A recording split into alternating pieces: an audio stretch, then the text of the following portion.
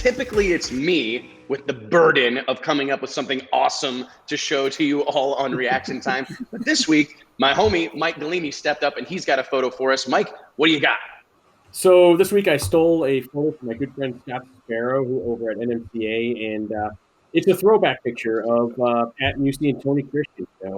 Back in the early years when this kind of the streetcar movement started to take off, these guys, ex-pro stock racers, jumped in the action, and Pat's made quite a career out of it, and it's kind of really blossomed into his modern pro mod stuff.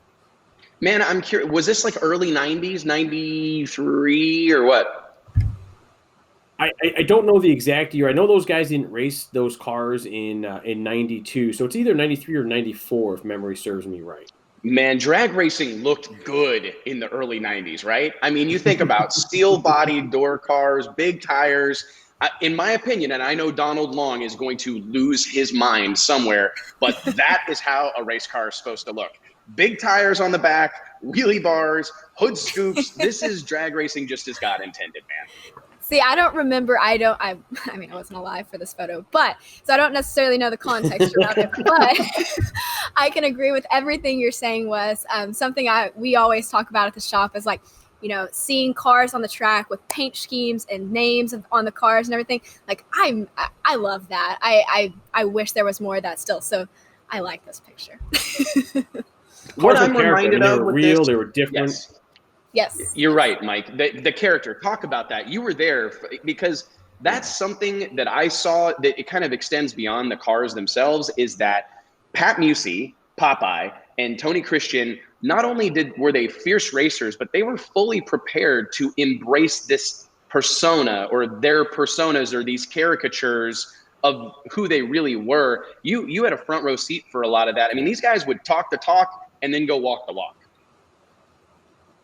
Yeah, I mean, like the street racing, was brought to the track, and the attitudes, and I mean, they generally hated others, right? They had rivalries that were legitimate. They weren't made, they weren't fabricated.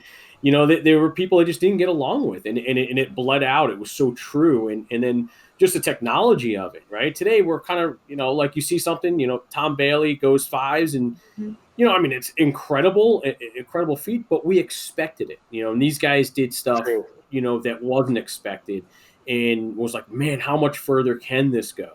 Right. And it was fun. It was definitely a change of times, and it's still going today. It laid the groundwork for what we're doing.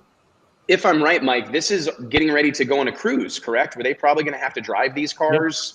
Yep. Yeah. Okay. Because that's one of the things that obviously, Alex, you've got tons of experience with having to drive the car you're about to go race. But this was at the kind of the beginning of the notion that you're going to race this car, but before you raced it, you were going to have to go drive it. And I mean, Pat with his arm hanging out the window and the window rolled down. Yeah. Put your money the where evolution of it was interesting, though. Yeah, I mean, it was interesting. It was only 15 miles, right? It wasn't any big stretch of the imagination here. At the time.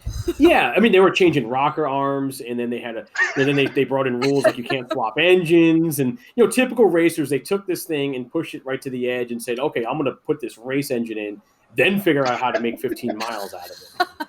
It's so funny, man. Leave it to racers to ruin everything. Right? It's so funny. We can't help ourselves. Like, okay, they're going to let us drive these things. The payout was zero. That's no money. Drag race stuff. Yep.